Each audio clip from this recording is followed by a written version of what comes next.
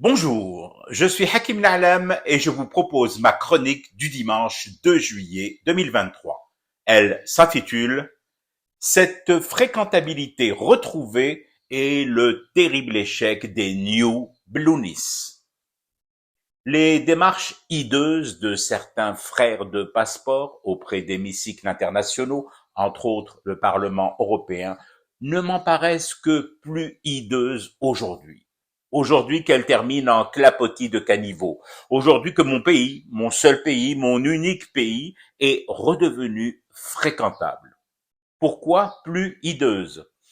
Parce que leur objectif principal, le seul objectif de ces frères et sœurs de Jawaz al-Safar, est plus encore stabiloté de sa sale couleur, vouloir isoler la désédie du monde. Et ça n'a pas marché. Oh, pour diverses et multiples raisons, ça n'a pas marché.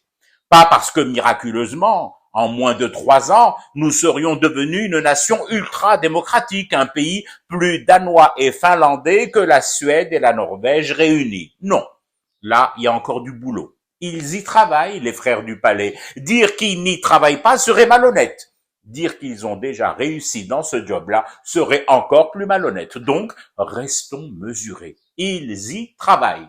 Et nous sommes quelques-uns tout de même à estimer que ce travail doit adopter une cadence un peu plus marquée. Alors, quelles sont les autres raisons qui nous ont fait remonter un chouïa sur l'échelle mondiale de la fréquentabilité? Tout d'abord, le fait que nous ayons retrouvé l'échelle, le chemin vers cette échelle recouverte de poussière, et enfin mis au placard l'escabeau branlant menant lui vers le sous-sol et les oubliettes. Ça compte. Oui, ça compte un pays qui en a assez de se faire souffleter par des contrées naines, mais friquées et maquées au diable.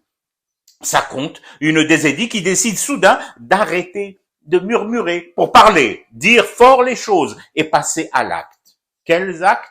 Assumer ses amitiés historiques, ses relations d'intérêt réciproques et dire merde lorsqu'il faut dire zan. Hashakum. Ça aussi, ça compte. Autre chose? Oui, un tas d'autres choses, bien évidemment, comme d'arrêter de tenir des conseils des ministres restreints, invalidant notre propre constitution sous le portrait goguenard de François Lalacrité.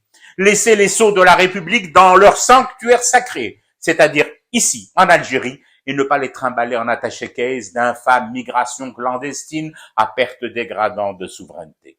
Se poser enfin en bled et plus en paillasson.